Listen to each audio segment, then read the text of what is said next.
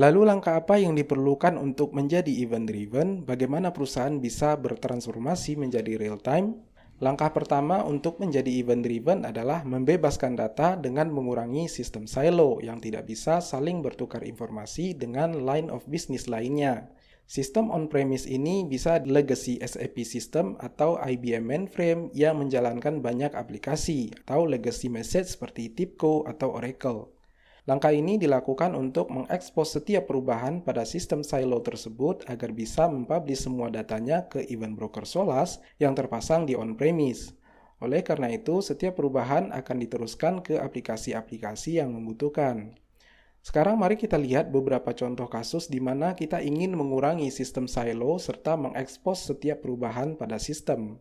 Di industri penerbangan contohnya, jika kita ingin mengekspos update di sistem boarding seperti yang telah dibahas sebelumnya, di mana banyak sekali aplikasi yang memiliki kepentingan terhadap perubahan suatu event, atau manajemen informasi penumpang, ground operation, atau customer service yang mungkin punya kepentingan terhadap perubahan event untuk melihat penumpang mana yang ketinggalan pesawat, serta menindaklanjuti hal tersebut sesuai prosedur. Atau bahkan informasi bagasi merupakan sesuatu yang berguna bagi penumpang yang ingin tahu apakah bagasi mereka telah dimuat di pesawat. Di industri retail, perubahan event pada sistem inventory sangat penting untuk diekspos agar line of business lainnya bisa melakukan order inventory baru ke vendor. Contoh lainnya adalah suatu perubahan yang terjadi pada point of sales bisa dimanfaatkan oleh sistem finance dan analitik untuk mengetahui transaksi mana yang belum atau telah selesai diproses.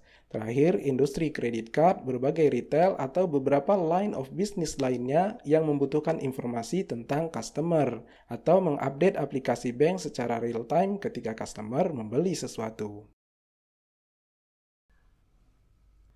Langkah kedua untuk menjadi event-driven adalah memodernisasi platform dengan mengalirkan event antar aktif runtime environment secara simultan. Perusahaan sering menghadapi tantangan bagaimana memperluas event dari liberated system ke aplikasi yang berbasis cloud.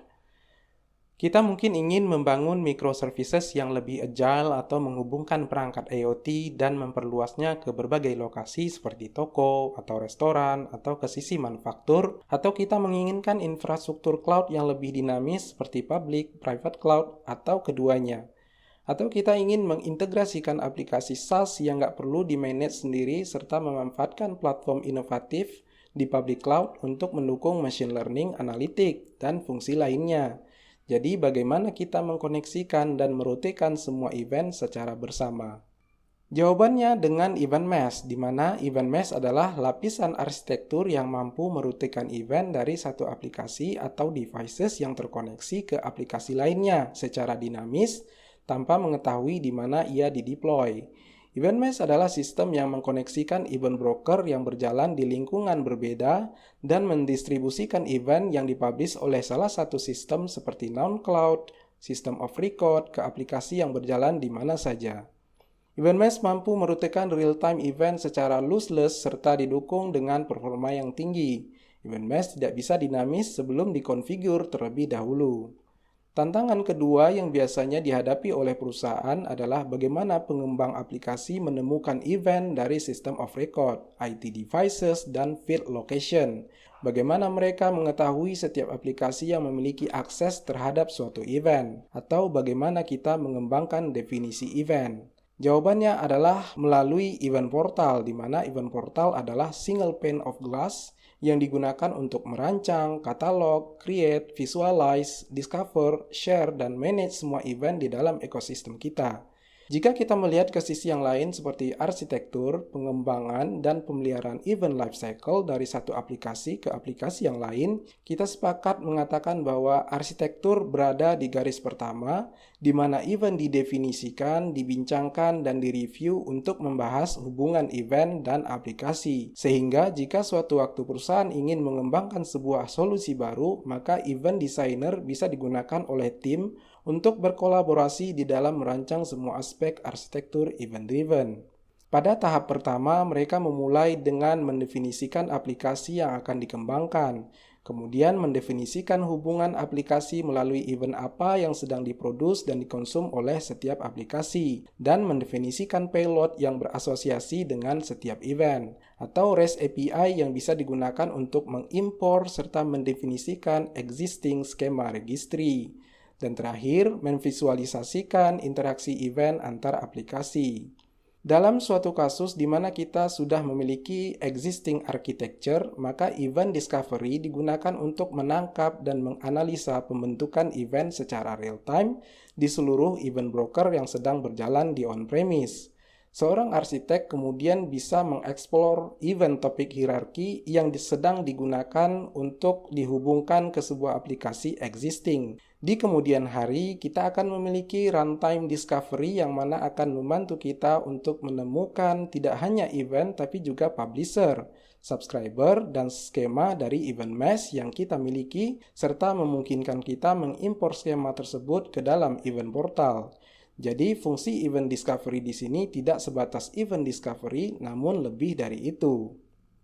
Bagian terpenting kedua adalah developer yang bisa menemukan, memahami, dan mengguna ulang event antara aplikasi, line of business, dan di antara pihak organisasi eksternal. Di saat seorang arsitek selesai mendefinisikan event dan hubungan event dengan aplikasi-aplikasi yang ada, selanjutnya pekerjaan akan diserahkan ke pengembang untuk memulai coding aplikasi bisnis atau microservices dengan memulai menggunakan async API yang akan mengenerate codes. Async API ini pada dasarnya adalah sebuah rangka yang digunakan untuk mengkoneksikan aplikasi dengan event-event yang ada di event broker. Jadi developer dipermudah oleh code generator ini sehingga mereka bisa fokus kepada logika aplikasi yang akan dibangun. Terakhir, bagian terpenting selanjutnya adalah data scientist yang akan bertanggung jawab untuk memahami data event-driven dan menemukan spot yang tepat dengan mengkombinasikan event. Untuk menemukan event on-site, data scientist menggunakan event catalog yang mana merupakan storefront untuk semua aplikasi, event, dan skema yang tercatat dalam event portal. Event portal menyediakan antarmuka yang memiliki fungsi pencarian yang bisa digunakan untuk mengakses existing event, skema, dan aplikasi.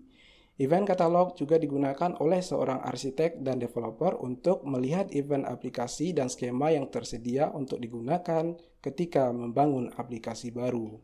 Setelah arsitektur kita menjadi real-time secara event-driven dan kita telah membebaskan data dari sistem yang terkungkung atau silo, selanjutnya kita bisa berinteraksi dengan partner, supplier, dan customer secara event manner dengan memberikan alert secara self-interest dan menerima event dari mereka. Dengan berpindah dari batch processing dan API polling dari partner kita, berinteraksi dengan event-driven dapat meningkatkan daya tanggap ke seluruh sistem IT kita. Contohnya adalah sistem manufaktur yang berinteraksi dengan supplier mereka secara real-time untuk menjaga ketepatan dan update setiap perubahan yang terjadi di dalam sistem supplier.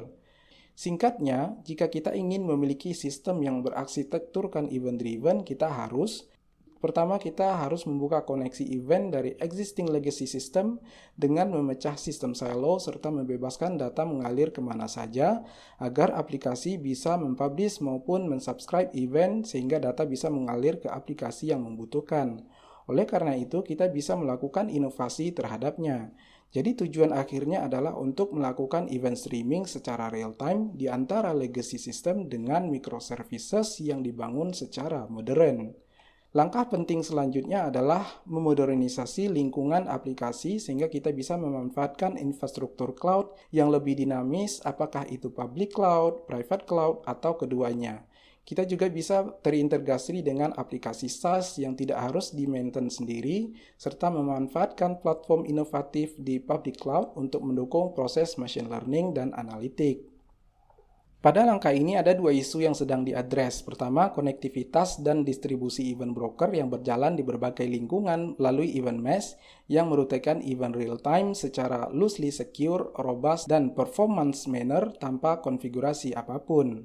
Isu kedua adalah menyasar pengelolaan dan manajemen event seperti event apa yang sedang diproduksi, informasi apa yang dibawa oleh event tersebut, dan bagaimana mengaksesnya, memahami interaksi aplikasi, koreografi, dan informasi yang mengalir, serta mengetahui sistem yang memproduksi dan mengkonsumsi informasi apa. Semua itu bisa dilakukan melalui event portal yang menyediakan satu sumber terpercaya untuk memahami dan mengembangkan segala sesuatu yang berhubungan dengan event. Jadi event mesh akan mendistribusikan event dengan mulus antar aplikasi cloud, on-prem, IoT environment, dan event portal. Event portal membuat para stakeholder lebih mudah berkolaborasi untuk mengatur event-event tersebut dan aplikasi event-driven. Pada langkah ketiga yaitu kita bisa memberikan alert dan informasi dengan berinteraksi dengan partner, supplier, dan customer secara event-driven dengan memberikan alert terkait event yang dibutuhkan dan menerima event dari mereka secara ideal.